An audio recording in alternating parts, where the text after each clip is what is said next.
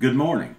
We're in eastern Kansas, and it is nasty outside. It's cold. The nights are down in the teens to 20s, and there's snow on the ground outside. And it seems like a really funny time to want to talk about garden, but New Year's Day, look what showed up in the mail. So I want to talk about planning next year's garden.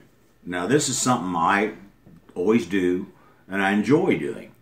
And, you know, it kind of gets your mind off of what's going on in the wintertime, and you start thinking about what you're going to plant, and you're looking at the seed catalog, and it's kind of neat. And it's kind of nostalgic for me, too, because one of my best memories of my kids growing up was my daughter, this time of year. And we would sit at the kitchen table, and we would pore over that seed catalog and talk about what we wanted to order. And back then, we had to fill out the order blank that was in the seed catalog and mail it off with a check or a money order. So it's something it's kind of nostalgic for me, and I kind of enjoy doing it. Now, I always, kind of like the old saying, plan your work and work your plan. I always draw up a little map of the garden. And I've got raised beds, and I've got 4 of them. So I'll draw up the little map, and normally I do just a little notepad like this. But in this case, I put it on a piece of poster paper, so it's big enough that, other people can see it too, So here's what we're doing. Hold on. Okay. Go. All right, we do crop rotation. And there's good reason for that. Let me tell you a story about crop rotation. Last year, I had my tomatoes planted in this box. And I'd also planted them there the year before. Well, the year before, I got really busy at work. And I wasn't able to get out and do very much. There was like a 2-week period that I was just working 7 days a week. And it was just ridiculous. And I was dragging home just exhausted. And the tomato plants got all of a sudden to a size where they just sprawled on the ground because I hadn't had time to go out there and tie them up.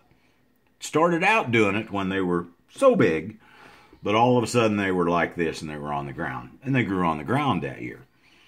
Well, we got a few tomatoes, but must have got a little bit of blight started in the soil.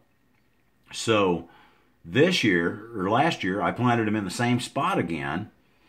And we had all that rain, and sure enough, boy, blight hit those tomatoes, and I didn't get hardly a thing out of them. So this year, we've moved them to here.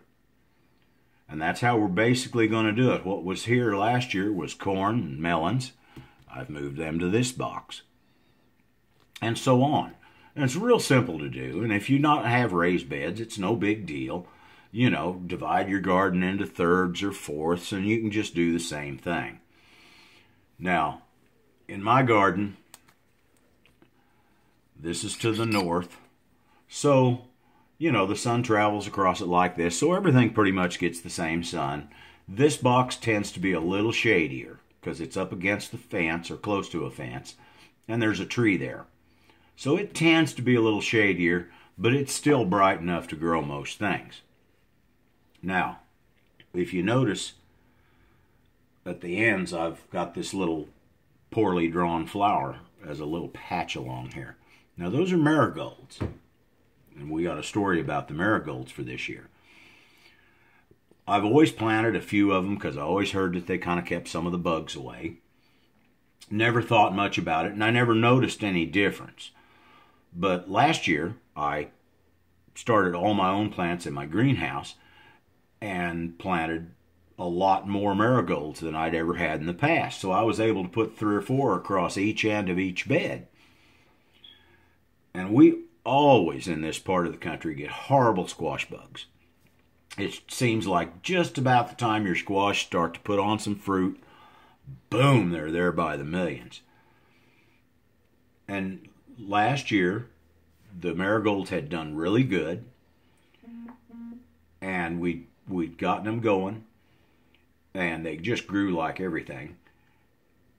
I didn't see a squash bug one. So, I don't know, it was an unusually wet year. Maybe that just kind of held the squash bugs down in my area.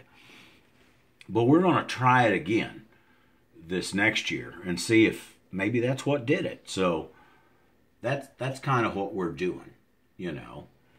Now, another nice thing about it, I've saved seeds from last year that I didn't use, you know.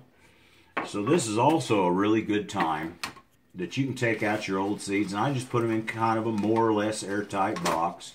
And I put a little bit of instant rice in the bottom of the box to capture any moisture if there was some. So, you know, this is a good time you can look at them and say, okay, yeah, I've got plenty of radish seeds. I don't need any more of those.